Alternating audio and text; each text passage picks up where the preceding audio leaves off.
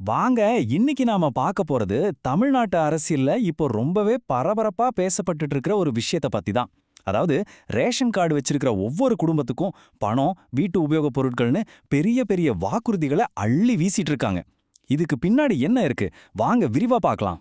யோசிச்சு பாருங்க, ஒவ்வொரு குடும்பத்துக்கும் ஒன்னு பணமா கொடுக்க போறாங்க, இல்லனா ஷாப்பிங் கூப்பன் தரதா சொல்றாங்க. இது உண்மையிலேயே பெரிய விஷயம் இல்லையா? அப்போ இது எப்படி நம்மள மாதிரி சாதாரண குடும்பங்களை பாதிக்க போகுது? எது நமக்கு நல்லது? இதுதான் இப்ப தமிழ்நாடே பேசிட்டு இருக்கிற கேள்வி.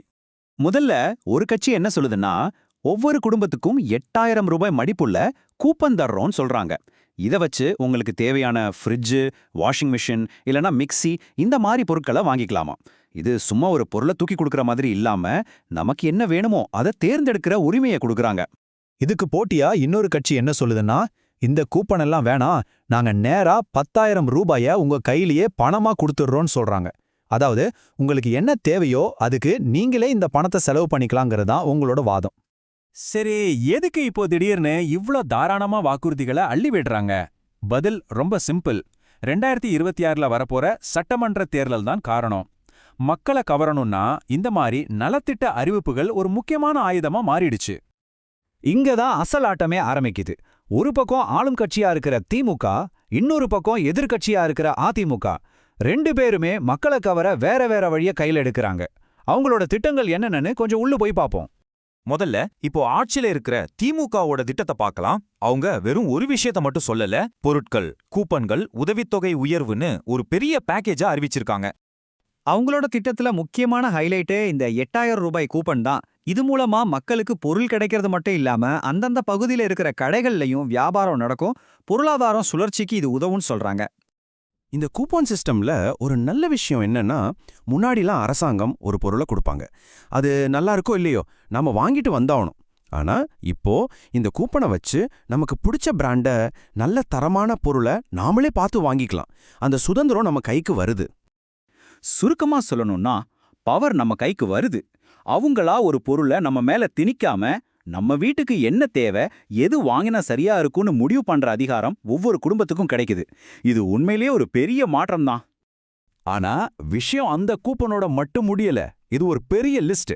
அதாவது பெண்களுக்கு மாசம் கொடுக்கிற 1000 ரூபாய 2000 மாத்துறது, அடுத்த 5 வருஷத்துல 10 லட்சம் வீடு கட்டி தர்றது, ஸ்டூடெண்ட்ஸ்க்கு உதவித்தொகையை ஏத்துறதுன்னு, இது இல்லாம டிவி, எலக்ட்ரிக் அடுப்பு, 1 கிராம் வெள்ளிக்காசுன்னு இன்னும் பல வாக்குறுதிகள் இருக்கு. சரி, இப்போ எதிர்க்கட்சியோட பதிலடிய பாப்போம். அவங்களோட அணுகுமுறை இதுக்கு நேர் எதிரா ரொம்பவும் நேரடியா இருக்கு. அதிமுகவோட பதில் ரொம்பவே சிம்பிள் அண்ட் பவர்ஃபுல். அவங்க இத ஒரு மாஸ்டர் ஸ்ட்ரோக்குன்னு சொல்றாங்க. அதாவது ஒவ்வொரு குடும்பத்துக்கும் ஒரே தடவையா 10,000 ரூபாய் ரொக்க பணம். என்ன நிபந்தனையும் இல்ல, பொருள் இல்ல, கூப்பான் இல்ல, நேரடியா பேங்க் அக்கவுண்ட்டுக்கு பணம். இந்த பணத்தை அவங்க கருணை தொகைன்னு சொல்றாங்க. அதாவது நாங்க ஜெயிச்சா ஒவ்வொரு குடும்பத்துக்கும் இந்த தொகையை கொடுப்போம்னு அறிவிச்சிருக்காங்க. பொருட்கள் தர்றதை விட மக்கள்கிட்ட பணமா கொடுத்தா அவங்களோட உடனடி அவசர தேவைக்கு அது ரொம்ப உதவியா இருக்குங்கிறது தான் இதுக்கு பின்னாடி இருக்கிற ஐடியா. ஓகே, இப்போ நீங்க ஒரு வாக்காளர்னு வச்சுக்கோங்க.